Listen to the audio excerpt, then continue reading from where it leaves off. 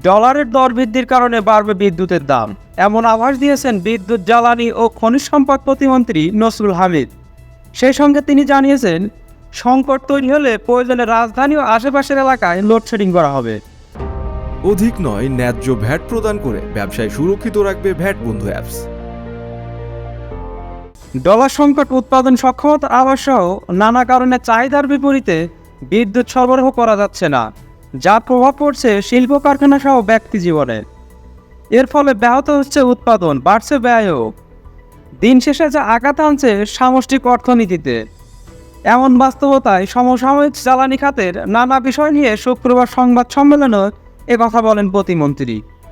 সংবাদ সম্মেলনে এবারে গরমে চাহিদাগত বিদ্যুৎ সরবরাহের ব্যর্থতার কথা স্বীকার করে নসরুল হামিদ বলেন, সব কাজে অর্থের প্রয়োজন, অর্থনৈতিক টানপোড়েন চলছে, যার কারণে গত মাসে কিছু সমস্যা হয়েছে। ডলারের দর বৃদ্ধির প্রভাবে বিদ্যুতের দাম বাড়ার আভাস দিয়ে প্রতিমন্ত্রী জানান, তেল গ্যাসের মতো বছরে 4 থেকে 5 বার সমন্বয় করা হবে বিদ্যুতের দাম। এই খাতে ধীরে ধীরে তুলে দেওয়া হবে ভর্তুকি। এদিন সংবাদ সম্মেলনে ক্যাপাসিটি চার্জ নিয়ে সঠিক ধারণা না থাকায় বিশেষজ্ঞদের সমালোচনা করেন বিদ্যুৎ প্রতিমন্ত্রী নসরুল হামিদ।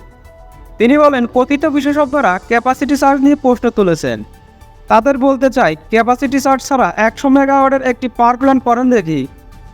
2027 সালের মধ্যে বিদ্যুতের সংকট শতভাগ মিটবে, এমন আশার কথা জানিয়ে প্রতিমন্ত্রী বলেন, আসন্ন বাজেটে বৈদ্যুতিক গাড়ি আমদানিতে শুল্ক কমাতে হবে। বৈদ্যুতিক গাড়ি আমদানিতে আমদানি শুল্কের পরিমাণ শিথিল করা দরকার।